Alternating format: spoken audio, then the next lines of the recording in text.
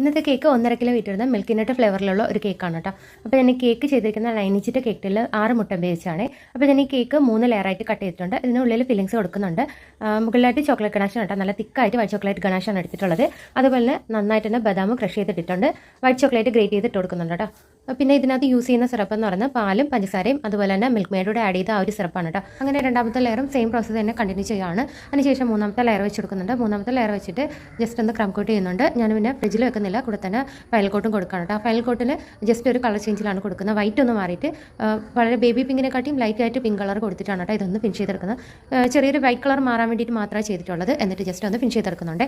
പിന്നെ ഇതുപോലെ ഒരു 6 ആക്കിൻ്റെ സ്ക്രാപ്പർ ഉപയോഗിച്ച് ഇതൊന്ന് ഫിനിഷ് ചെയ്തെടുക്കുന്നുണ്ട്. ലെവൽ ചെയ്തെടുക്കുന്നുണ്ട്. മുകൾ ഭാഗം ഒന്ന് കംപ്ലീറ്റ് ചെയ്തെടുക്കുന്നുണ്ട്. മുകളിൽ പാലറ്റ് നൈഫ് ഡിസൈനാണ് കൊടുത്തിട്ടുള്ളത്. സിമ്പിളായിട്ടുള്ള ഡിസൈനാണ് കേട്ടോ.